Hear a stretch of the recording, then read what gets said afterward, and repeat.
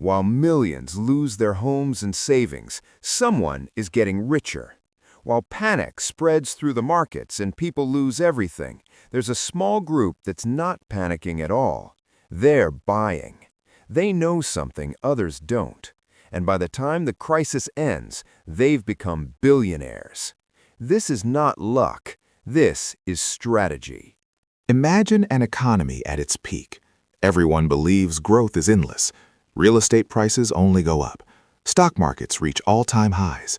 Ordinary people borrow money to buy homes they can't afford. Companies take massive loans to expand. The entire system is built on one assumption: tomorrow will be better than today.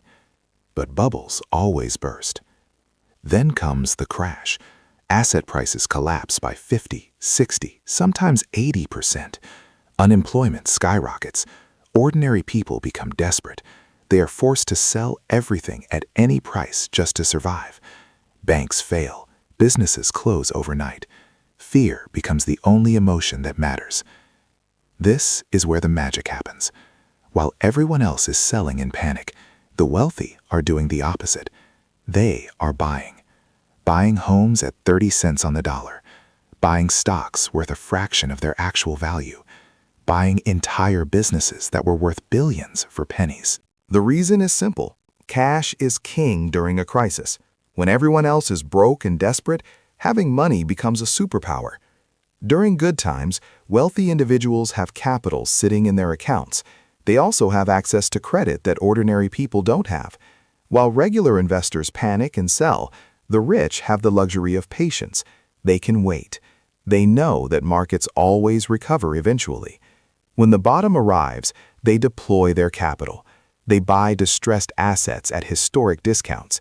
They negotiate with desperate sellers. Every purchase is like buying real estate at auction prices.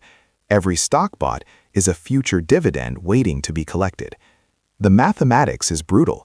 If you buy a property worth $1 million for $300,000 during a crisis, and that property eventually returns to its true value, you've tripled your money. Do this hundreds or thousands of times, and you become exponentially wealthier. The wealthy also control information better than others. They have advisors, analysts, and insider networks that regular people simply don't have access to. They know when the bottom is coming. They know which sectors will recover first. They act on this information before it becomes public knowledge. Look at the Great Depression. Billionaires didn't disappear, they multiplied. Rockefeller, Carnegie, and other industrialists bought up failing businesses and railroads for nothing. They became even richer. They didn't create this wealth through hard work during the crisis. They profited from others' misery. The 2008 financial crisis is a modern example. While middle-class families lost their homes, investors like Warren Buffett were buying. Banks were failing, and he was buying their stocks. Real estate was crashing, and he was acquiring properties. By the time the economy recovered, his net worth had increased by billions. He didn't create anything new. He simply bought low and benefited from the recovery. During the 2020 pandemic crash, billionaires became even wealthier. Their net worth combined grew by trillions of dollars in months. Stock markets crashed, unemployment soared, and millions suffered.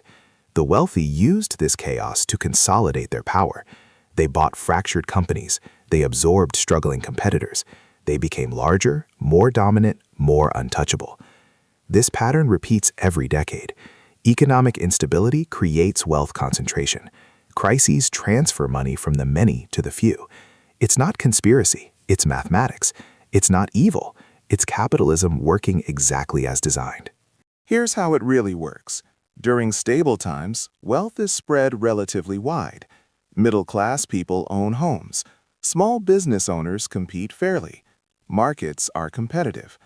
Then comes speculation. Greed takes over. People borrow beyond their means. Bubbles inflate. Leverage reaches dangerous levels. When the bubble pops, leverage works in reverse. Everyone owes more than their assets are worth. Forced selling accelerates the decline. Panic becomes self-fulfilling. Prices don't fall to fair value. They fall to panic value. Everything is worth less than it should be. This is the opening. The wealthy step in. They acquire assets at panic prices. But unlike regular investors, they don't panic sell when the market bounces back. They hold. They buy more dips. They understand that crises are temporary, but opportunity is precious. 5 years later, the economy recovers. New people are born. New demand is created. Lost jobs are replaced. The assets purchased during chaos are now worth 3 times what was paid for them. The wealthy who had patience and capital have become wealthier, while everyone else is still recovering. Meanwhile, the middle class that had to sell their homes at the bottom has been locked out of property ownership for years. The small businesses that closed during the crisis are now replaced by larger corporations owned by the wealthy. Competition decreased, concentration increased. The system reset with less wealth spread among fewer people. This is the most important part. Each crisis makes the next one worse for ordinary people. After losing wealth in a crash, they save more cautiously, they invest less, they take fewer risks. Meanwhile, the wealthy consolidate power. They become too big to fail. When the next crisis comes, they are protected by governments. Ordinary people have no such safety net. Over decades, this creates a system where a handful of billionaires own more wealth than billions of people combined. It's not because they worked harder.